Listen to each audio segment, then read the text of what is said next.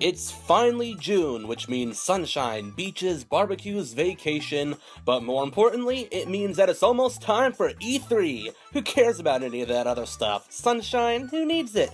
Anyone who follows gaming, even passively, knows that E3 is the most important week of the year for fans. For 3 days straight, your newsfeed is going to be overflowing non-stop with a constant stream of footage and information on tons and tons of newly announced games for your favorite systems. And that 3 days isn't even counting the never-ending amount of pre-shows and pre-E3 hype videos that everyone seems to love making for some reason.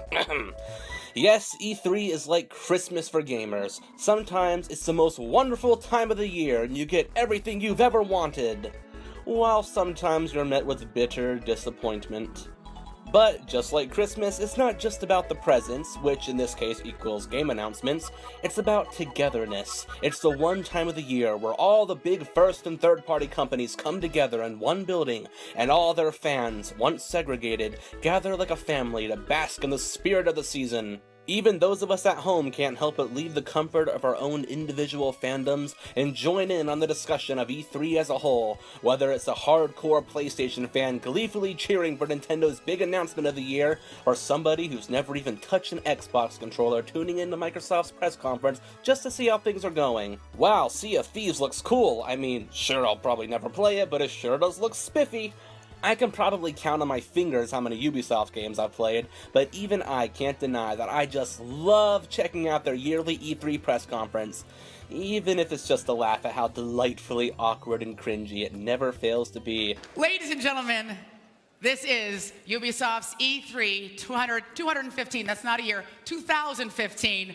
And who knows, maybe I'll get lucky and get to witness the long-awaited unveiling of Beyond Good and Evil 2. Yes, the E3 hype truly brings us all together. Sure, fights will break out left and right, everywhere you look, people arguing over who won E3, the angry, overly excited fanboy typing in all caps in response to the jaded buzzkill troll who wrote a comment dissing their favorite game announcement. It truly is like Christmas dinner with the family, but in the end, you remember the good times. Years from now, you'll look back and think, hey, that one E3 was pretty great. Remember when they announced Twilight Princess? That was awesome. How about when they announced a remake of Final Fantasy VII? Wasn't that so cool and unexpected? Remember this?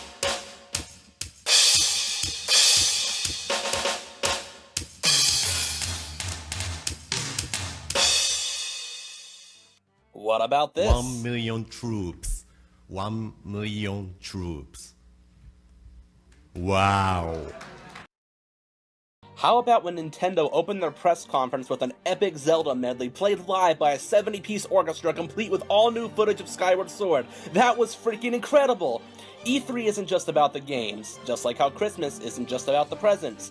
Sure, it's a pretty huge part of the event and is ultimately what brings us together in the first place, but E3 is so much more than that. I often hear about how E3 is dying, how independent presentations such as Nintendo Directs are the way of the future.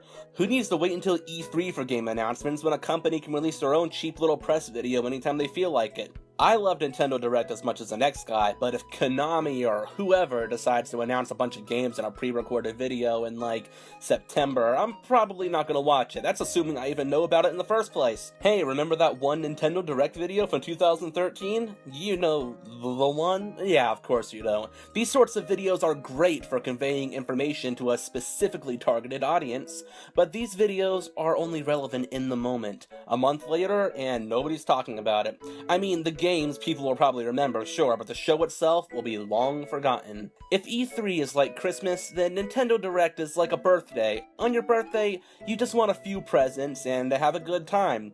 And that's exactly what a Direct is, a fleeting good time and some new gaming tidbits, some big, some small. E3 is big. It's about the hype, it's about the discussion, it's about the show. It's when you're bombarded with news and info day after day after day. It's not just about you and the things you like. E3 is a celebration for everyone who calls themselves a gamer. E3 brings us all together and creates memories that you'll look back on for years to come. But that's just my opinion, and what do I know? What do you guys think about E3? Are you excited for any particular press conferences? Holding out for a certain new game announcement? Let's get some discussion going on in the comments, and be sure to check back in the coming days for more E3 videos. Also, like this video and subscribe if you'd like to see this channel thrive. Hey, that rhymed.